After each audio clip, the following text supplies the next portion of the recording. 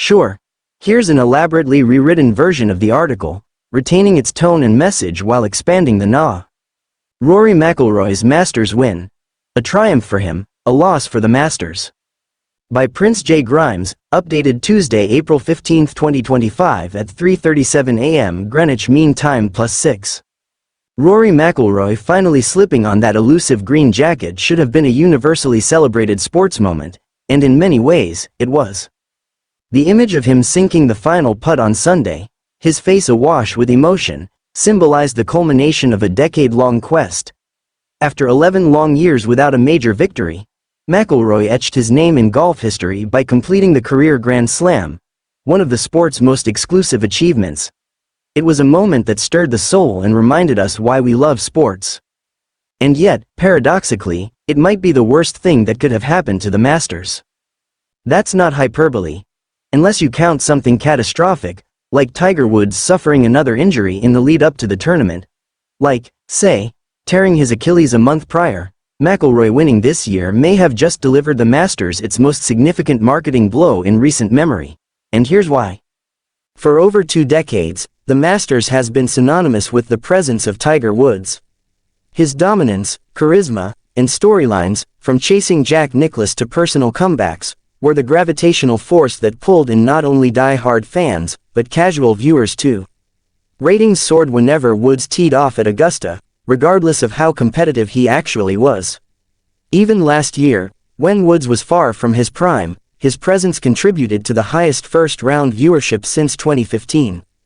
This year, however, with Woods absent, ESPN reported a 28% drop in viewership for the first round.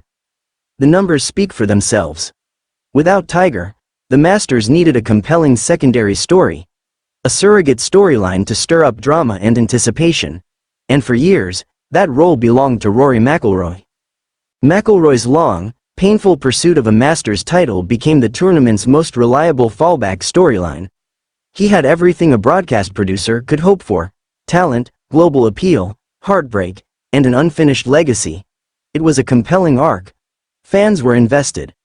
Sportsbooks like BetMGM even listed him as the most bet-on golfer to win the tournament, proof that people still believed, or at least hoped, this would be his year. So when McIlroy and Justin Rose dueled into a dramatic playoff, CBS had reason to believe this final round would outperform last year's ratings, which had dipped 20% during Scottie Scheffler's comparatively bland second Masters win. McIlroy was the hook. Not necessarily for his win, but for the possibility of it. But now, that will he or won't he tension is gone. McIlroy himself acknowledged the void his victory leaves behind, joking in his post-win interview, "What are we all going to talk about next year?" Jokes aside, it's a serious concern. The truth is, golf, and the Masters in particular, has been grappling with a star power crisis ever since Tiger's reign was interrupted by injuries and scandal. No new face has consistently captured the imagination of a global audience. The younger generation of golfers, while skilled, hasn't matched the mix of talent, charisma, and narrative depth that Woods brought. Even players with multiple major wins haven't managed to hold the public's attention for long. McIlroy was the last enduring storyline. His quest for a green jacket was something the sport could sell. Now that chapter is closed.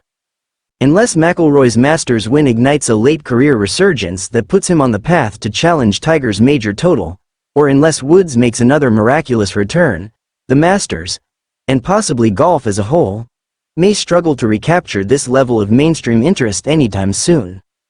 So yes, McIlroy winning the Masters was beautiful and meaningful, but for the sport's broader appeal and the tournament's future ratings, it may have been the end of the last great story golf had left to tell. Let me know if you'd like this rewritten in a different tone, more dramatic, casual, or editorial, for example.